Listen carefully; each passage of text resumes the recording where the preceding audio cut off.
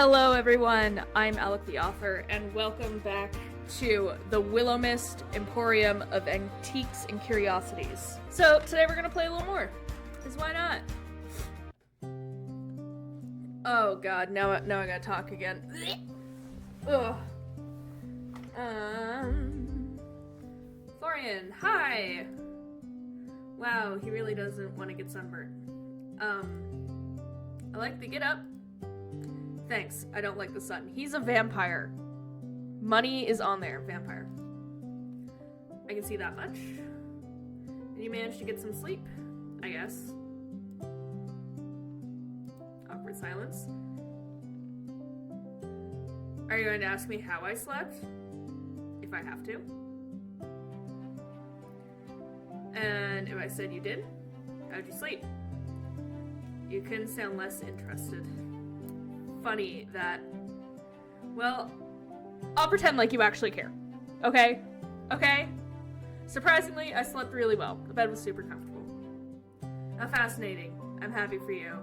Really. At the sight, you watched Florian drop his satchel behind the counter before removing his various mismatched accessories. I don't suppose you worked out how to run the place while I was gone. Do you really think my aunt would make it that easy? She never does. Fine, I'll explain, but I'm only going to do this once, and if you don't pay attention, I'm not repeating myself. Even if I say please? What if I say please? I'll ignore you. Pretty please? I'll ignore you even more. It's like, let's see how far I can make this man just want to jump. We buy things for cheap, then we sell them for more. That's pretty much the gist of it. And what? That's all you're gonna tell me? What else is there to tell you? That's how it works. I know how stores run, Florian. Then why am I bothering to explain it to you?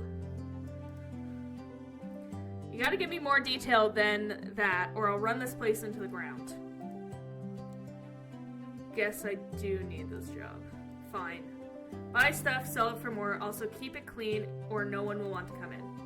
Right, now we're pretty much out of rubbish to sell, minus a few things I put behind the counter. Or what? I thought you were going to listen to me. How can we nearly be out of things to sell? There's stuff everywhere. You watched him as he looked around the room, then shrugged. They're just your aunt's decorations. All of that is decoration? I guess. I don't know. I don't make the rules. I just help out. That's crazy. How does anyone know what's for sale and what's decoration? I don't know. Fine. It's all just for looks. I can deal with that. How much can I sell things for then? Whatever you want to sell them for. How would I know? I'm not an antique salesman. You better become one quick. Then if you don't want to go broke. God, what have I got myself into? A mess. I wouldn't take your job if my life depended on it. Just keep track of how much you go buy shit for in that journal on the counter. You should be able to eyeball how much things are worth, but you'll get better as you go on, probably. You can probably just adjust the price later if shit's not selling. Doesn't really matter. Let me see what you got then. Checking behind the counter, you noticed a handful of small knickknacks. They weren't much compared to the rest of your aunt's decorations, but they'd have to do. Alright then, now what? You're the boss. I like the sound of that. Are you gonna call me Boss Sage? If I really have to talk to you, I'll probably just call you Sage. Wow, if you have to talk to me. You just shrugged. Fine, it'll probably be for the best. Anyway, you wouldn't want all this power to go to your head. My head. God, I can definitely talk. I am... Ah! It's fine. I'm fine. You are fine. He shrugged again, then found a broom and began to sweep up the already clean floor. There were already a few people hanging around outside like they're waiting for you to talk to you or something. You're not a celebrity, are you? That's the last thing I want to be bothered with. I can definitely talk. Oh my god. Not the last time I checked. Last time I checked, my twatter, not Twitter, twatter, account had 35 followers, and most of them were bots. Probably not a celebrity then. Probably not. You walk towards the door, then flip the sign open. Outside, the afternoon light filtered down like liquid gold, hitting the cobblestone just right. The trees swayed gently in the light breeze, and the cool air carried a faint scent of pine and distant baking from a kitchen unseen. You breathed in deeply of that air for a moment, and then felt like an old friend stepping by to visit, warm and comfortable. Hey, Florian. Florian. What? Oh, right, I forgot you were there. Wishful thinking, I guess. I'm going to speak to you so much you won't be able to forget me next time. Great. Have you ever felt like you were being watched around the store, by the way? Watched? You're watching me right now. Does that count? No, I mean, well, it does, but not in this case. I mean, watch when no one else is around. Not really. Not anymore. Than normal, I guess. Are you okay, Florian? Do you have stalkers we gotta worry about? There's a normal amount of feeling like you're being watched. In this town, yeah, probably. Huh, I was wondering something, by the way. Did you grow up here? Yeah. Never chose to leave town? Nah, nothing out there worth seeing. Have you ever felt like being stuck in one place is like being in a cave? He paused at that, actually thinking. We have made this man think. I guess the cage is pretty comfortable. I think that's why I came here, really. I wanted to help my aunt, of course, but the winds of change pulled me here. It pulls a lot of people here, I think. Really? Yeah, a lot of people who don't fit in anywhere else. Maybe that's why I'm here then. I doubt it. You look like you fit in just fine. You're muttering. Don't worry about it. You got family other than your aunt, I mean? My mom, but her and my aunt are a little estranged. They haven't spoken in years. I have no clue why. Huh. Usually people can't resist her. Ooh, she's that popular? What? No, I didn't mean... Do you have a crush on my Aunt Florian? No! Look at his little fangs. It's not like that, really. I meant that she has a pull to her. She's annoying and nosy and probing, but she has a way with people you can't... Oh my goodness. You can't help but get along with her. You seem a lot like her. That sounds like a pretty big compliment coming from you. What about you, anyway? Does your family live nearby? Maybe. They maybe live nearby? I don't see them anymore. Oh. I'm sorry for prying then. I pried first. Your eyes found the doorway, where a young girl, perhaps 14 or 15, stood, eyes on you curiously. Hello. You're not Granny Sylvie. Hi. Granny? She's not that old, is she? Oh no, she looks pretty old to me. Oh my god! I'm Sage. Granny Sylvie is my aunt. I'm just hoping to run the place for a while. The girl studied you, crossing the room with a strange lightness to her movements. Standing before you like that, she leaned in close. Hi, I'm Vienna. Sometimes people call me Vivi. You look very interesting, you know. I like the way your nose joins your face and your eyebrows are cool. Well, thanks. I like your eyes. Do you have heterochromia, or are they contacts? They've always been this way, ever since they were. Hey, you sell things, right? Pretty things, cool things? It's my mom's birthday's tomorrow. She likes pretty cool things. She's pretty and cool. Can I buy something for her here? I am look around, see if anything catches your eye. You have eye catchers here? I'll be careful then. Oh my god. Just like that, she left you standing there, slightly bewildered, while Florian had made his way from the commotion. His eyes meet yours, gives you a thumbs up and mouth. Nice nose. Your hand went up to your nose. Really, it was a nice nose. I am severely full of myself. Jesus Christ.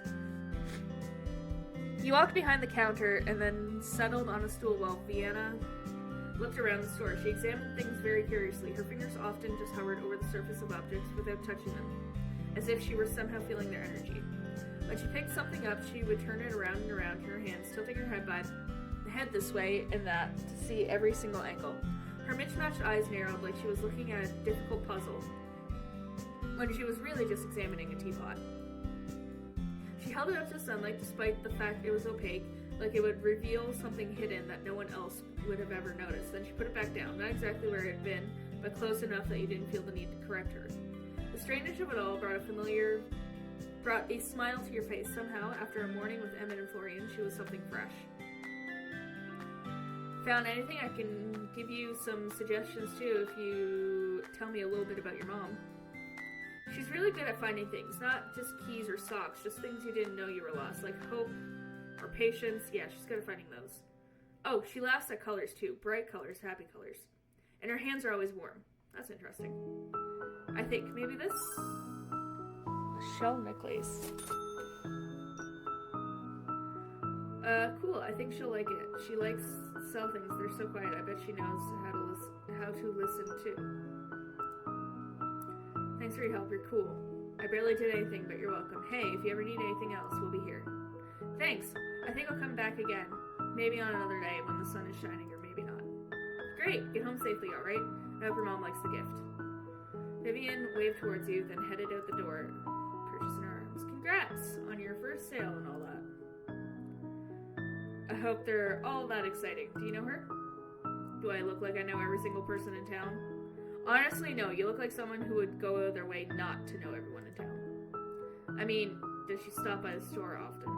No, not that I've noticed. Maybe once or twice, but I don't know. I'm usually in the storeroom. I can tell, you look like someone... You look like you need to get some sunlight, mister. No thanks, I burn easily.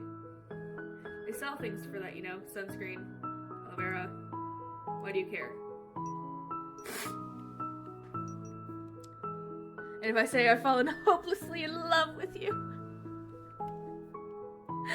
Oh, God.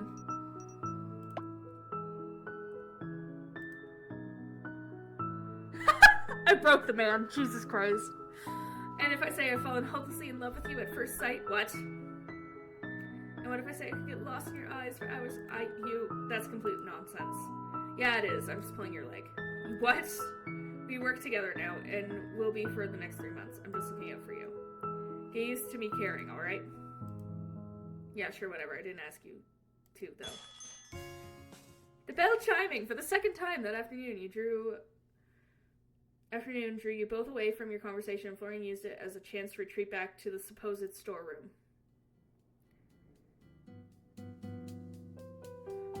Who the hell is this himbo? What? Oh my god! Is this my aunt's lover? Jesus Christ! He's mine now. Beautiful Sylvie, apple of my eye, belle of my heart. Would you do me the greatest honor of... The man before you wore his long wild hair back in a loose ponytail, and his shirt perhaps one button too far undone, depending on who you ask. He was down on one knee as if about to serenade you with the world's most beautiful poetry, or ask you to marry him. You're not Sylvie, I see, though I can sense her genes a mile away. You must be Sage. You watched him spring to his feet. He was certainly far more sprightly than he looked, and walked forward and put a hand on your shoulder. I have heard so much about you, and even that is not enough. He reached out to shake your hand smoothly, his energy contagious. I'm sorry, I'd love to return the favor, but you are... So the lovely owner of the store hasn't yet had the chance to mention me. That sounds just like our Sylvie. Quinn Bakerland at your service. Occasional poet, but full-time chef. Of course he cooks. Of course he cooks.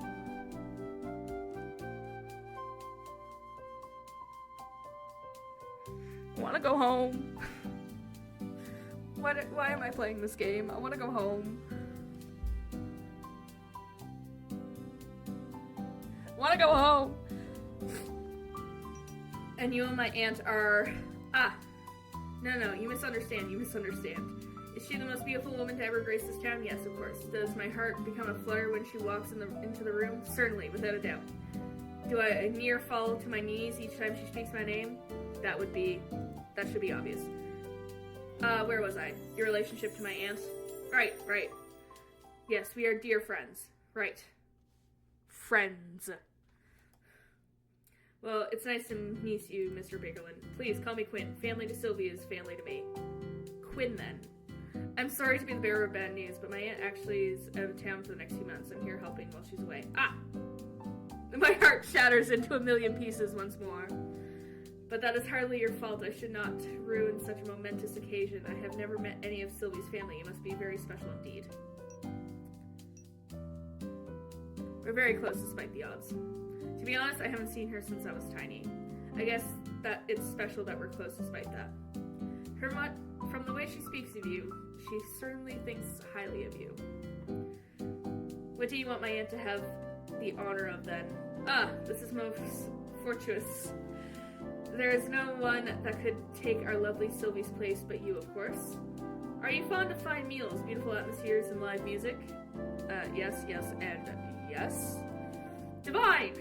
I have a restaurant just off the main street. I have created a new dish, not fish. Jesus. I call it my crimson risotto. Roasted beets, rich vegetable broth, a swirl of cream, and topped off with mushrooms. Oh, my mouth salivates at the thought. Please, would you do me the honor of sampling my new dish? You'll buy it for down a meal. Delightful. But I need some time to prepare. Tomorrow night I will astonish you with the finest food in Willowmist or beyond. And before I forget, welcome to town, Sage. There's no place like it. You'll be calling it home before you even realize it. Thanks, Quinn. I appreciate the warm welcome. And warmer it will get once you taste my cooking. I must depart immediately to prepare. Please await tomorrow evening with as much anticipation as you would give your birthday. With the heartiest laugh you've ever heard, Quinn left the store with a grin that nearly went from ear to ear. The soft, near evening sunlight drifted through the door as he left. Pulling at your phone, you noted the time, 5:03 p.m. Ah, shit. You scrambled to pull up your text where you could see nearly a dozen left by your mother at the tune of, "Did you arrive safely?" and "Oh my god, you're dead." Sorry, Mom. I'm here, I'm alive, I got caught up in everything, I'm totally fine. Sage!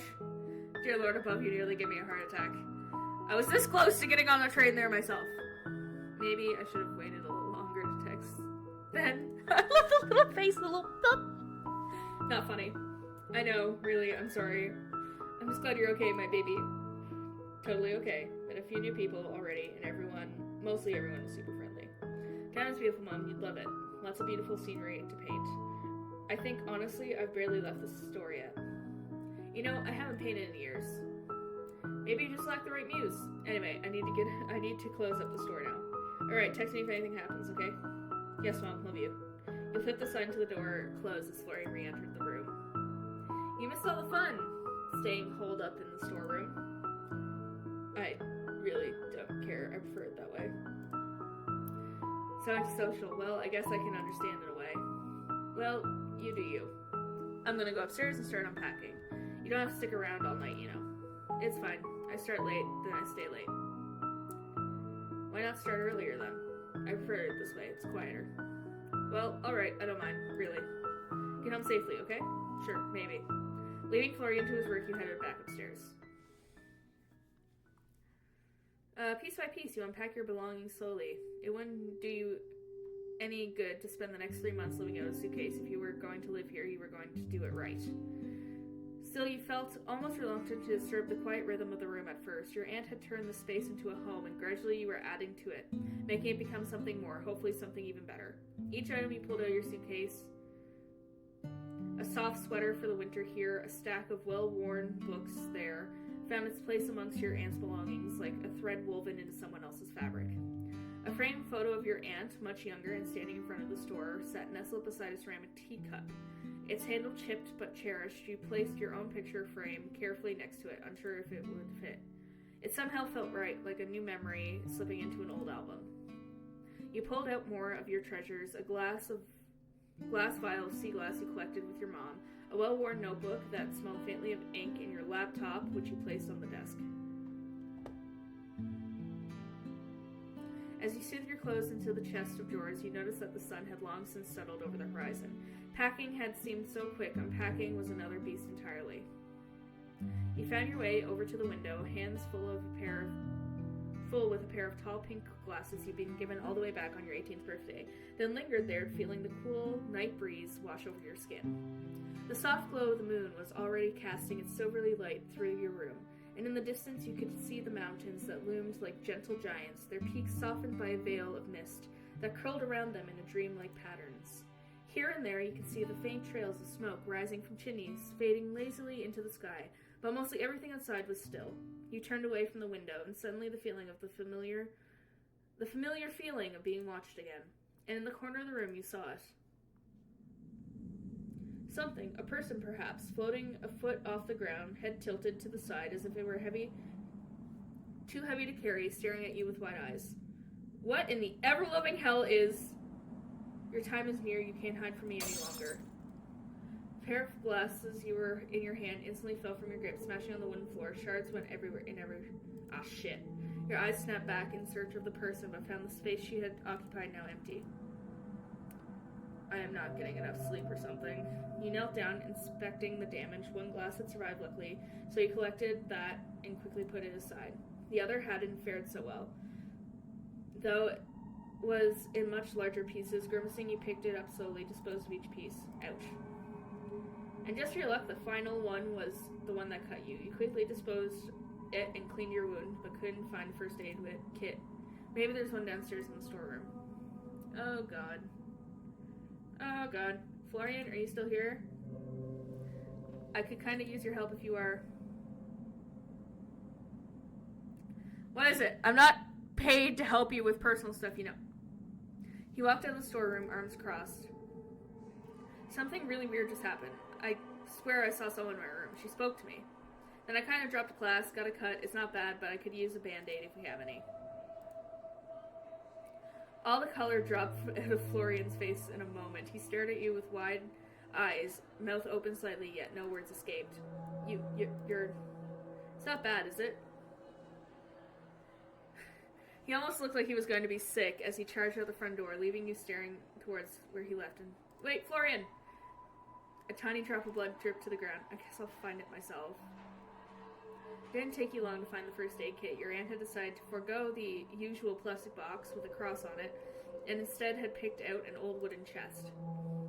It was a bit scuffed and weathered, with brass hinges that creaked when you opened it, but it was very much fully stocked. You found bandages in all sizes, neatly rolled gauze, and adhesive strips with patterns ranging from plain beige to princesses and knights. You also noticed a few other slightly more eccentric additions: a small vial of silver dust labeled 4 curses, a flask of dark red liquid labeled emergency F only. Florian is a vampire. It has been confirmed. I know things. A broken mirror, which you made sure not to touch, with a note attached that read, "For illusions or lies." There was also more of what you had expected to see: herbs, powders, and other natural remedies. Your aunt was into that kind of stuff after all. You pulled out a plaster quickly stuck it to your hand, but unfortunately its bleeding had already stopped. It wasn't much worse than a scratch, luckily. Look for Florian. You opened the door and poked your head out, searching the darkened streets for Florian's figure. No matter where you looked, though, you couldn't see him. It seemed he didn't just step inside. He was gone. I didn't mean to upset him. I'll have to apologize tomorrow. Giving up for the night, you headed back upstairs and into your room and settled into bed. Just like that, you fell asleep, surrounded once again by the familiar scent of the store.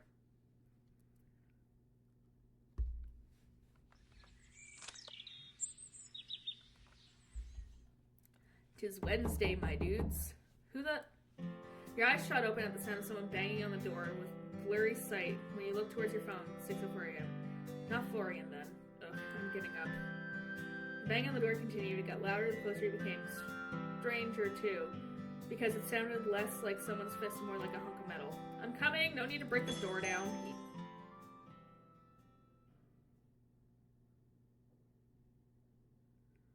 Women in armor! Yes! Oh my god. Please be the hot lady. Please. Please. The bisexual in me needs this. My liege, I humbly kneel before you as both protector and servant. From this day forth, my life is yours to command. I, Dame Lucille del... something... Rosario of the Order of the Crown, do hereby swear an oath upon my honor and my blade. No harm shall come to you while I yet draw breath. Your enemies shall be mine, your struggles mine to shoulder. Oh, she like my height. And I'm a tall, lanky twink. Damn. Well, in-game.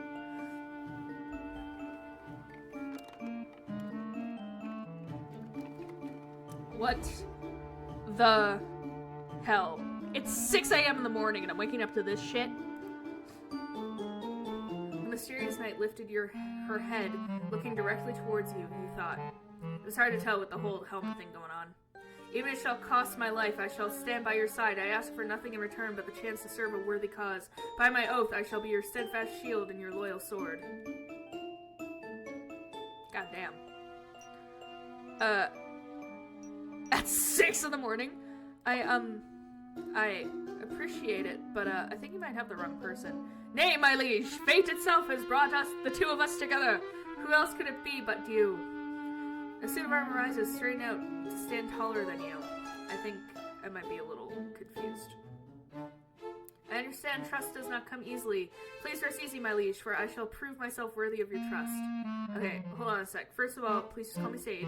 I'm afraid I cannot, my liege, for that would be improper. Lucille, please. Please. If you wish it then, I shall make it so, Sage. Thank God. Keep calling me my liege, and it's going to awaken something in me. Oh my god. Sage is gonna have a sexual awakening.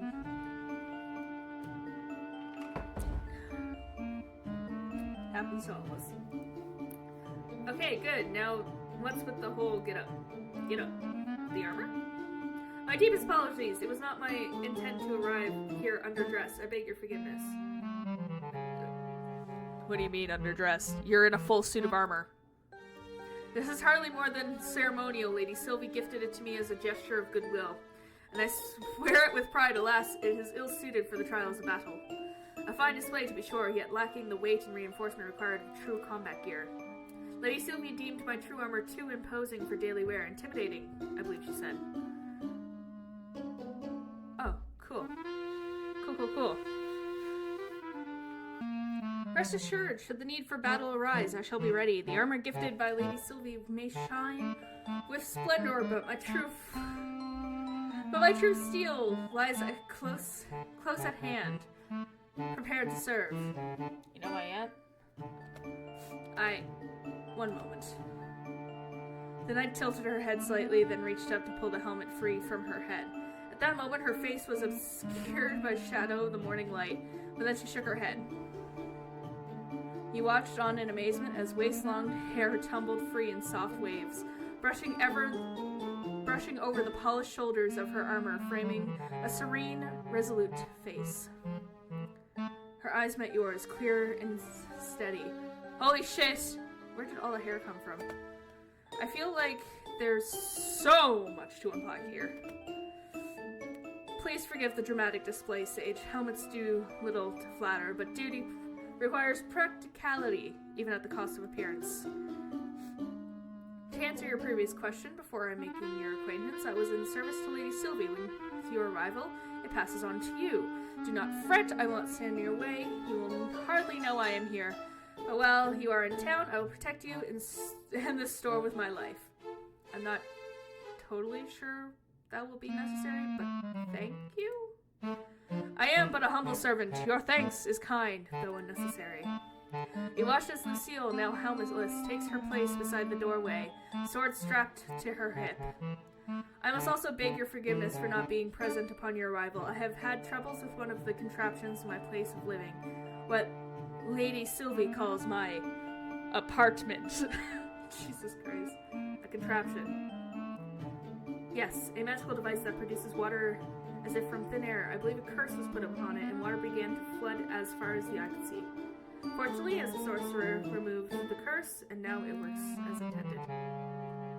Does she mean her sink broke? So okay.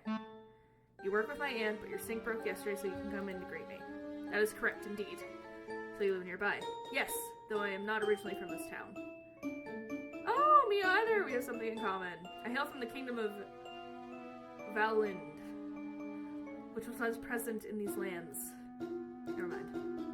I see that you are still in your night clothes. You require help dressing. Are you offering to undress me right now?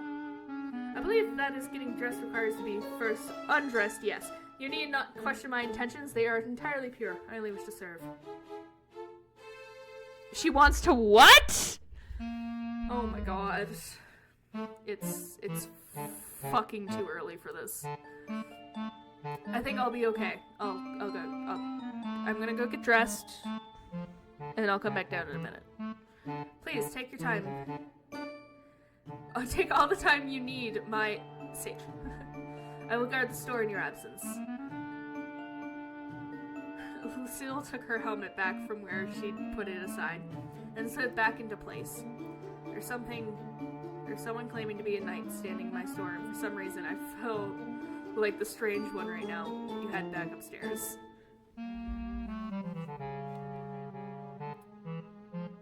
And that is where we're gonna end today's episode. And hopefully we find out more about Lucille, what happened to Florian. I'm pretty sure he's a vampire, can't tell me otherwise. We get to know more about Quinn, the really hot himbo guy. Stealing him from my aunt, it's final. But yeah, we'll see y'all in the next video, so goodbye!